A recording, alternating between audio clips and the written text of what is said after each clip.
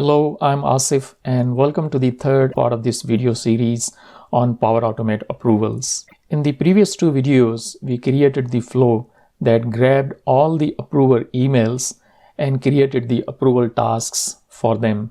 The flow waits for all the approvals to respond and then moves on to check if all approvers approved or someone rejected it, or if any approver has requested for more information from the requester before approving. We looked after all those scenarios. We even handled the timeout situation when approvals time out after 30 days of waiting. In this video, we will look after two important remaining functionalities. One, we will make sure to send the reminders to only those approvers who have not responded yet while the approval is waiting here.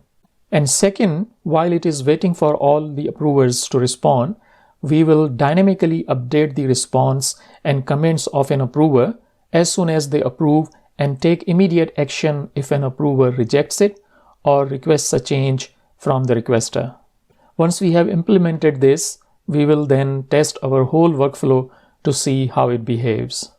Alright, so let's get to work. So firstly, we will look after the approval reminders. Now, for the reminders, if you notice, this is the action where we are creating the approval.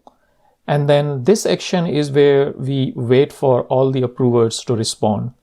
Now, between these two actions, we need to create the logic to send the reminders. And this is where we will add a parallel branch here.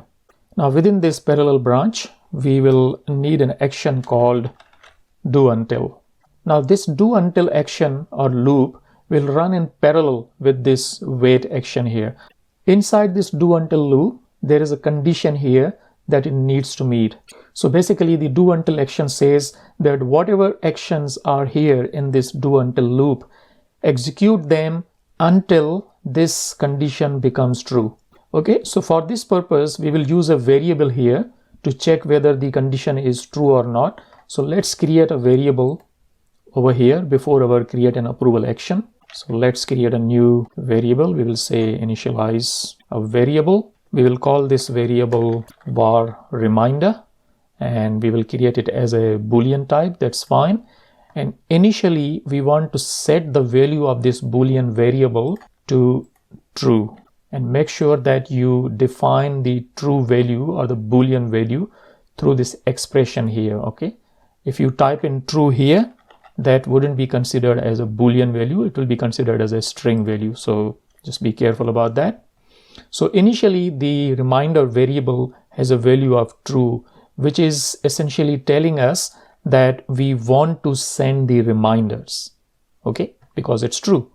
So let's rename our action here as usual, just to make sure that we know what variable is being created here. And then inside this do until loop, we will make sure that this var reminder variable is used. And you know how this do until loop has a bug which doesn't enable these fields automatically here. So we have to go into the advanced mode and then just type in anything inside these single quotes and then click on edit in basic mode. And then you will notice that now these fields become active. So basically what we are saying here is that execute all of these actions in this loop until this condition matches. So here what we are saying is that keep running until the var reminder becomes equal to false. And false is a Boolean value also. So we will go in the expression and we will choose false and click OK. So once again, this do until loop will run until the var reminder is equal to false. So initially this var reminder variable will be true. So this do until loop's condition will not match. And because it won't match, the loop will continue running. This loop will only terminate when this condition becomes true. That's why the word until is there, right? Keep doing this thing until the reminder becomes false. All right, hope that makes sense. And this do until action has certain limits also, including count, which has a default value of 60, which is telling us that this loop will run 60 times. The maximum value that you can define for this count is probably 5000, But here it says 60, which means that this loop will run 60 times. And because we need to send the reminders to our approvers almost every day or maybe every second day, then the maximum number of reminders that we need to send within that 30 days waiting period would definitely be less than 60. So we are fine with that value there.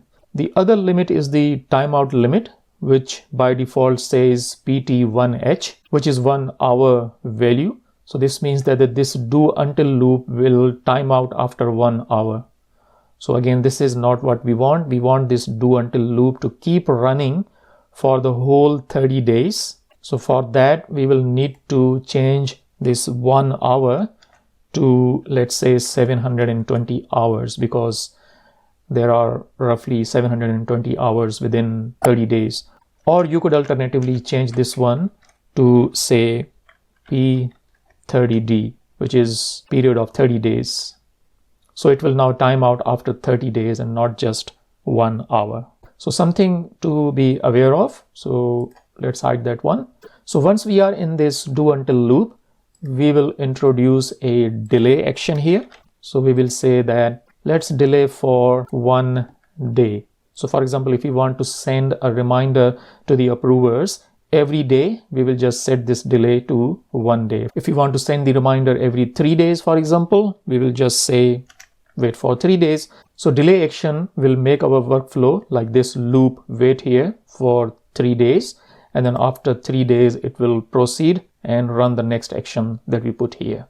But because we will be testing our workflow also after this, so I will change this one to just 1 minute. And after this wait is over, when it moves on, then we will check again whether this reminder variable is still true. Because it's possible that when we were waiting here, the value of this var reminder might have changed.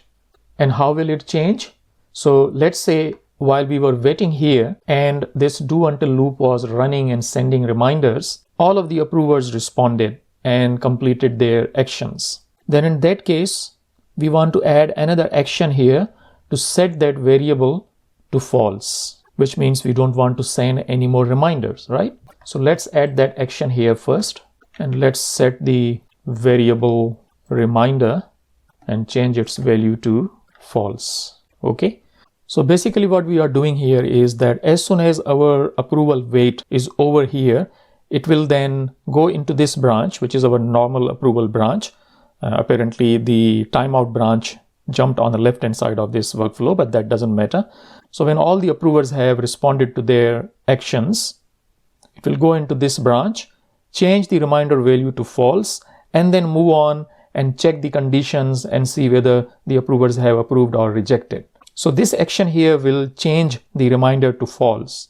And in our do until loop, that's what we are checking here, right? So as soon as this delay is over, we will check that variable again to see whether we still need to send the reminders or not. So we will put a condition here and we will check this reminder again, and we will say that whether this is still true or not. If the reminder variable is still equal to true, then we will go in here and send the reminder email to any of the remaining approvers who have still not responded. So then how do we check that which approvers have already responded and which ones have not responded? So for that, if you remember, we created an array of email addresses of all the approvers. We will use this array here to loop through each of the approvers and check whether they have responded or not. So I can add an apply to each control here, and inside that apply to each, I can use this email address array. So each of the array element would contain an email address of an approver, and for that email address we need to check whether that approver has responded. And for that, we need to use the Dataverse action again, because remember how all of our approvers' actions and responses are stored in the tables in our Dataverse or Common Data Service. And the action that we will use here is the list rows.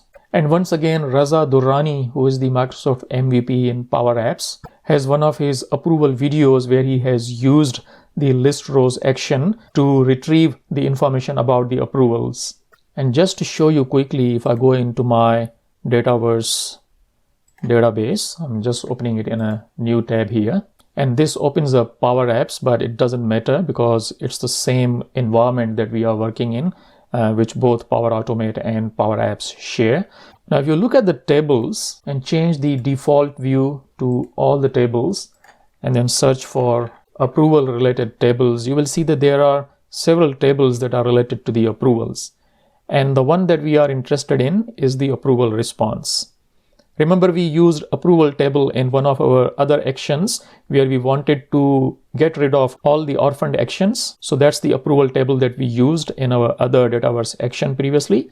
But here we are interested in this table, the approval response table.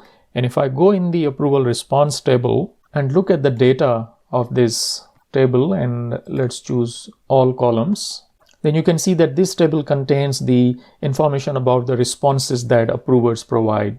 You can see their comments also, and then you can also see what their response was, whether their response was approve or reject, and things like those. Now, in this table, we also have a column which is called approval ID index. This is the approval ID that we get from our create approval action. So we can use that ID to check in this table whether we have a response available for that approval in this table or not. Alright, so going back to our flow, we can now choose the name of the table that we want to look in. And as I said, it would be approval responses here. So we have chosen that table from here. And then in the advanced options, we need to provide our filter here. Now this filter would be here to retrieve the rows that have our approval ID that we are getting from our create an approval action. So we want to return all those rows where the approval ID matches with the approval ID of our approval. And then we also want to retrieve only those rows that are for the current user's email address. So we are not interested in all the rows, but we just want to fetch one row for that approver's email address. Now, how do we write that filter? Once again, if you go back to our Dataverse table here, you will notice that this approval ID index column, if you look at the column's definition here, the approval ID index column has an internal name, which is here. I can copy that and use this one here. And I will say that this column equal to what? Equal to the approval ID of this approval. Now we can find that approval ID from here, from the create an approval action here. And I can choose this one to write directly here. But like Raza, I will use an expression here to convert the approval ID into uppercase. The reason being, if you look at the data again, you will see that all of the approval IDs are in uppercase letters here. Okay, just to make sure that our condition matches properly. So I will write here expression to upper, and inside the to upper, I will now go into the dynamic and then choose the approval ID from there. So you can see that now we have this expression for the approval ID with to upper function. I will click on OK, and now we have our to upper function. And note that how it has gone outside our single quotes. We need to make sure that our data or the approval ID is within these single quotes. So this one expression here will get us all those rows from Dataverse where the approval ID matches. But then if two or more approvers have responded to the same approval, it will return two rows. We just want to make sure there is one row for that email address, which is coming from this array here. So for that, we need to put another condition with an AND operator, where we need to say that where the email address also equals the currently selected email address from here. So for email address, we need to use an internal column name or internal field name of the relevant approver, and that internal name is this. I will copy the whole expression in the description of the video so you can easily grab it from there. So this is called owning user / internal email address, which should be equal to, and once again within single quotes. Now we need to put the current email address for which we are running this loop here, right? And there is another expression for the current item or current email address that we can use current item. Now this current item should be coming from apply to each for loop, which is here, right? So just select that. The current item will return the email address, the current email address of this loop instance which is running. And then we need to enclose this with a single quote here. So this is our whole condition. Now this list rows will try to find and return a row from the approval responses table where the approval ID matches up with our approval ID and where the approver's internal email address matches with the email address which is in this array here. If this list rows action returns a row from our approval responses table, that means that approver has responded. It has provided a response. And if that approver has provided a response, we don't need to send a reminder to them.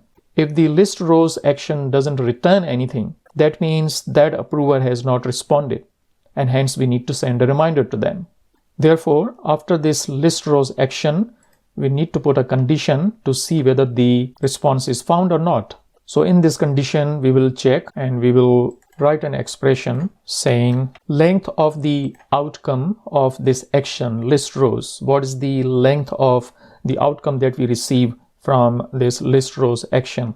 And the list rows action is here, and we will choose the value. So this one says that the length of the value or the response or output that comes from that action here. Let's click OK. If that is equal to 0, that means there is no response found. There is no records found from this action for that selected email address. And if there is no response found, that means that particular approver has not responded. And if they have not responded, then we want to send them a reminder email. So we will add an action here and we will send an email. We want to send the email to that same email address for which this condition has become true, that they have not responded. And that email address will again come from that very action or expression that we used, current item, from the apply to each for loop here. So this current item expression will contain the email address which is coming from this array, the first element of this array, for example, when this is running for the first time. And in the subject, we can say reminder travel request is waiting for approval. And inside here, we can say the following travel request is still pending. And then we can show the details of the request. So I will just copy paste the content here. So we have the trip title, we have reason, and all of these values are coming from the flow trigger. So very simple. And then after that, we can also put a link to the request. So they can also open that request item and the link will come from our trigger link to item. Now inside this reminder email that we are sending to them, we also want to provide them a link that they can use to respond to their approval task directly, rather than sending them to the approval center or letting them find their original approval email which was sent to them when this approval was created. We can actually include a respond link here in this email for them to directly click on it and then be able to approve that task. So we can say response link, and then for the link we can find the response. You can see that for the create an approval action, we have a respond link available, which we can provide them here. So when they receive this reminder email and click on this respond link, it will actually take them to their approval center here. And within that approval center, not only they get to see this approval center, but it will directly open up that approval task for them. And they simply need to put their comments in and approve it. All right. So once this email is gone to that particular approval, then this loop will repeat for the next email address in that array. And then the list rows action will try to get a record from Dataverse for the approval from the approval responses table and try to see whether there is a response available for this email address. If there is a response available, that means the length is not equal to 0, the email will not go.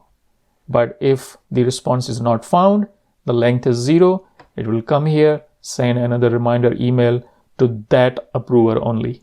All right, so it makes sense. If none of the approvers have responded, then all of the approvals will receive the emails. And when all of the emails have been sent, then this whole loop will come back to this do until part here.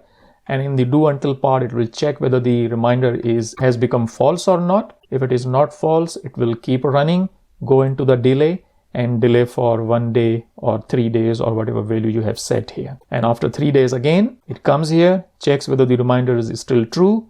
If it is, then for every email address that's in that array, once again, it goes into the Dataverse and finds whether they have responded or not. So if within the 1 day or 3 days time, if out of those 5 or 3 approvers, 1 or 2 of the approvers have already responded, they will not be sent a reminder, and only the approver who have not responded will be sent the reminder email. And once again, while these reminder emails are being sent, if all of the approvers have completed their responses and the wait at this action is over, then it will go into here, it will update that reminder variable to false, which will terminate that loop in a way, as you can see, and then it will check all the conditions, responses, and take actions accordingly. But on the other hand, if 30 days have passed and some or all of the approvers have not responded yet, and this do until loop kept sending them reminders, yet they still didn't respond and it timed out, then in case of timeout, it will go to this branch. And within this branch, then it goes in and updates the item with proper statuses and gets rid of the orphaned tasks and then terminates the workflow here. Now remember that we have put these terminate actions in both of these branches here. If these terminate actions were not here, then setting the reminder variable to false would be important in both the branches. But in this case, because we are terminating in both the branches, this action is really not required, because as soon as it completes and the flow is terminated by this terminate action, and this terminate action then will terminate everything that's running within this flow, including this do until branch or any other branches that may be running for that matter. Okay, so this is all what we needed for our reminders. So this one action, the do until loop, is sending the reminders to our approvers.